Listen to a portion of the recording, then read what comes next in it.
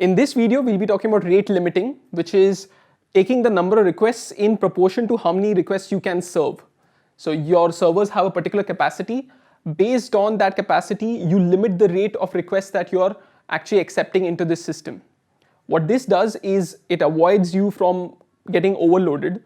Basically, your servers are otherwise not going to be able to handle so many requests. The time required to give a response is going to be higher than what you have promised, or even worse, your server can actually crash because of an out-of-memory exception, or other reasons also. Your I/O ports might be blocked, etc., etc. Let's take an example of a system which does not have rate limiting. You have a bunch of users here, and you have the request numbers given in blue. So every server has 300 requests which it is serving currently, and you have the capacities given in black. So this has 1,000, 500, 350, and 700. Now all the servers are working fine because their capacity is higher than the number of requests that they're serving. But what happens if one server crashes? Let us say S2. So S2 is now dead, and these 300 requests have to be served by some other server. So what we'll try to do is we'll try to equally distribute them in the remaining servers. Here we have a problem. As you can see, the capacity of this server S3 is 350, while it is now serving 400 requests. Most likely this is going to get overloaded. Either it will become really slow in responses, or it will even crash. 400 requests divided by the two remaining servers, which is 400 plus 400 by 2, 600 requests, and this is 600 requests again. So S1 is fine because S1 is a big server. It can handle 1,000 requests at any given point of time. But S4 is no longer fine. 600 is more than its capacity, and after trying to take this load, it crashes. So now S4 is dead, which brings the entire load of the system onto one box, which is S1. S1 is a powerful machine, but it can't take all 600 requests over here, making its overall count 1,200, higher than the capacity it has of 1,000, and S1 also crashes. Just because of one machine crashing, the whole system collapsed. How could we have solved this? Well, if we had limited the number of requests on S3 itself, we wouldn't have forced it to handle more requests than it is capable of. And in that way, we would have saved our system from crashing entirely. Also, another strategy that you can use is to direct the requests according to the capacities of the system. But let us assume that initially we are not aware of what is the capacity of each system or the amount of time required per request. Even if you can allot requests in terms of numbers, some requests are more computationally heavy than the other ones. So ideally, our system should be able to limit the number of requests it is taking in. How can we do this? Before we head to a long-term solution, let's see what we can do in the short term. You can try vertical scaling, which means that you take these boxes and increase their capacities. So let's say S3 was the problem. S3, instead of having 350, should have had a capacity of 700. Now this is difficult to do because you need more money to buy a bigger box. And if money was not a problem, you would have done it already. What we can do is we can try to use our resources more efficiently. And one of them is to make sure that your internal protocol, messaging protocol, is good. One really good messaging protocol is gRPC. This is written over TCP. It's actually written over HTTP, I think, HTTP 2.0. A big advantage of this is it does not have head of line blocking. If you imagine going to a fruit shop and you're in a line to buy the fruits, the person at the head of the line is taking a lot of time. They're blocking the head of the line and everybody else is suffering. Now imagine this happening in a TCP packet or a HTTP packet.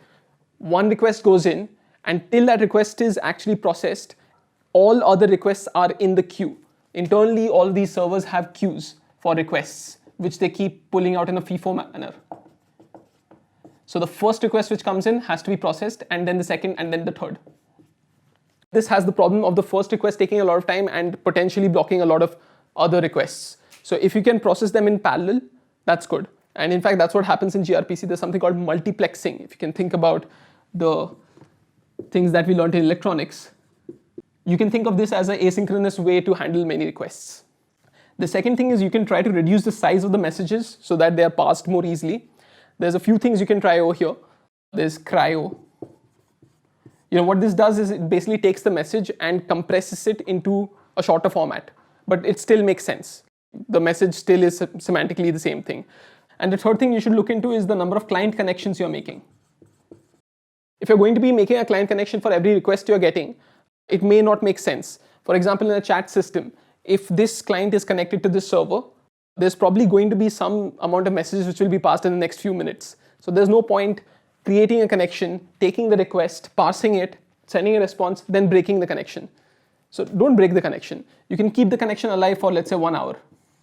And in this way, creating and breaking the connection, you'll be avoiding that process for a long time. And that makes the system faster. That also helps reduce the load on the system. The fourth point has been discussed in one of our earlier videos on Instagram, where a celebrity actually posts something. A ton of messages have to be sent to all of their followers saying that, hey, the celebrity has posted something, you might want to know about this. But if you have 1 million followers and you want to send 1 million messages at the same time, it's not ideal. So what you can do here is use a hybrid sort of model where if a celebrity posts something, then you ask the clients to pull that information out instead of you pushing it to them. Otherwise, it will fan out like crazy. So you ask the clients to pull that information, it comes out one by one, it comes out really nice. There's a video on Instagram that I made which talks about this. You can have a look there. This is to avoid the crazy number of messages that we'll need to send and indirectly exceed the capacity of a server. And the final point is graceful degradation. What this means is your system degrades, but in a way that the users are not too upset about. So for example, if you have a chat messaging system, let's say Facebook Messenger, and you have Happy New Year being sent during New Year's Eve. So everyone's sending Happy New Year and everyone is receiving it. And then you have the delivery receipts and the read receipts being sent back. These things are heavy on the server. User A and user B chatting with each other. A sends a message. S1 then sends it to S2 because B is connected over here. They get a message from A, which they have to respond to with a delivery receipt saying that I have this message delivered to my phone now. And once the user actually reads this, the app again sends a read receipt. So you can see that there's tons of messages which are being sent back. Just avoid it. If your system is under tremendous load, you don't want to add additional pressure to it. Because these two features are not critical to a messaging system, you can ignore them. You can just go for the server saying acknowledged. Now, if user A knows that the server has it, they know eventually user B is going to get their Happy New Year message, and so they won't be, hammering the server again and again. As you can see, most of these are precautions or temporary measures. For making a robust system, you actually need some sort of rate limiting in this service, and that's what we are doing now. All right, we have our system ready.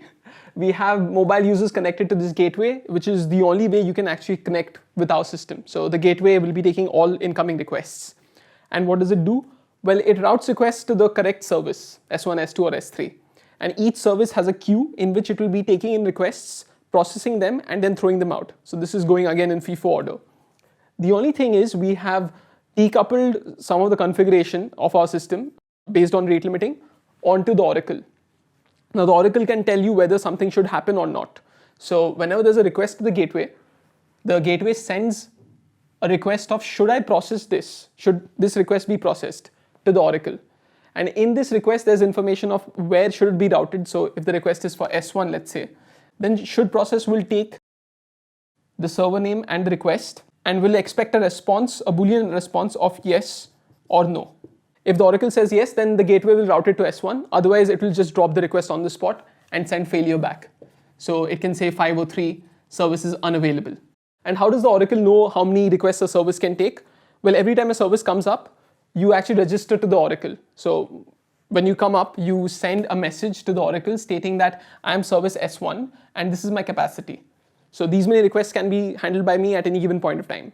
This is very similar to a heartbeat monitor or how you register yourself to a load balancer saying that, hey, I'm alive and I'd like to take some requests. In fact, the Oracle could be both the load balancer and the heartbeat monitor, etc., all compiled into one. But for our purposes, we are looking into the number of requests that every service can take using the service config registered during startup time. Now let us look at how we can implement a rate limiter. This is the most important and most popular solution to rate limiting. Let us take our original solution, which uses an oracle. This oracle tells us whether a request should or should not pass. Now, the parameters that it needs are request ID and timestamp. A timestamp is going to tell you when the request is coming in. So as you can see here, the log of requests is telling us the request ID and timestamps. We are going to be using a sliding window approach where we go through the timestamps and only allow the maximum number of requests per minute. So in our case, that is 3 requests per minute. But when request number 4 comes in, the timestamp is equal to 60. The start time of the sliding window should be 60 minus 60, which is 0. So all 4 requests, 1, 2, 3, and 4, have to be in the sliding window. But we know that the maximum count that we can have of requests per minute is 3. So the request number 4 has to be rejected because it will otherwise exceed the count. When request 5 comes in, the sliding window has an end time of 61 because this is the latest timestamp. But the start time is now equal to 61 minus 60, which is 1. All requests equal to or less than the timestamp have to be kicked out of the queue. And what we are seeing is that request ID number 1 is going to be kicked out, making the count equal to 3.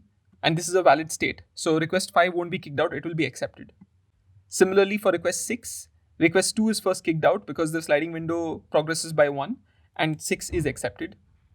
7 also does not create a problem because 119 minus 60 is equal to 59. From the timestamp of 59 to 119, we have 3 requests only. Request 3 is basically evicted. Request 8 again causes an issue.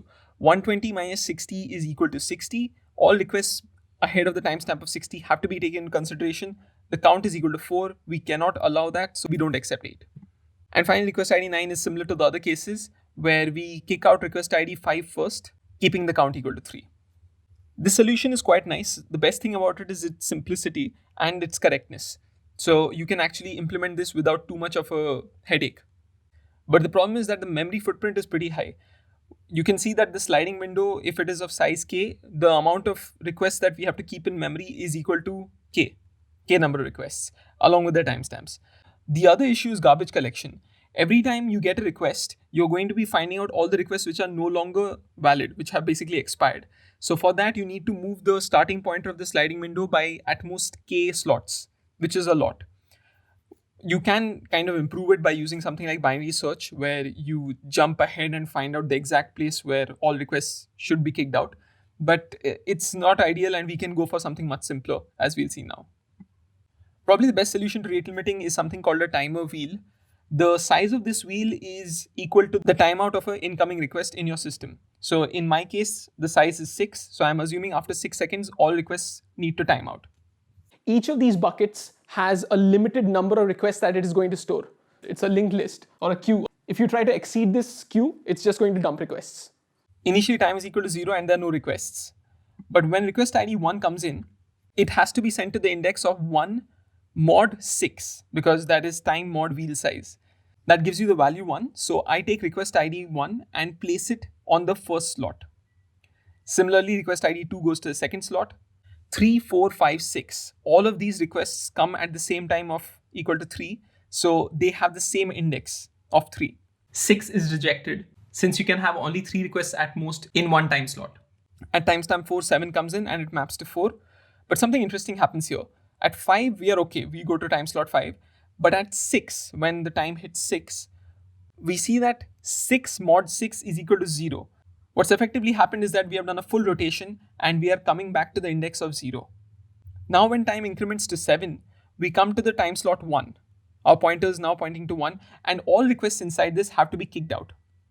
So request ID 1 is kicked out and we have a blank first slot. Similarly, at time equal to 8, the second slot is cleaned up. And at time equal to 9, the interesting things happen. Request ID 8 and 9 have to come in, but because the time has just moved forward to slot number 3, the first thing we'll do is we'll kick out all requests in this slot. What's happening here is that all of these requests, 3, 4, and 5, have actually hit their expiry time. In each of these cases, when we removed from time slot 1, from time slot 2, what happened is each of these requests got 6 seconds in our queue. If they weren't already removed by the system, while we are dequeuing from the system, we will be removing from these slots also. But if that didn't happen, then our timer wheel itself will forcefully remove these requests from the wheel and effectively from the queue also. At time equal to 10, we'll have 7 kicked out and so on till time equal to 15, where all the requests in the queue are going to be kicked out because the timer wheel has removed all of these requests one by one.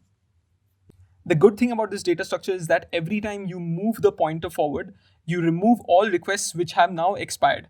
If your server has not pulled these requests out of the queue, so every time the server pulls a request out of the queue, it's also going to remove it from the timer wheel. But in case it hasn't, you forcefully remove it from the wheel and the queue itself. And the second thing is that the memory footprint is really small because all you need is an inverse mapping from the timer wheel to the queue.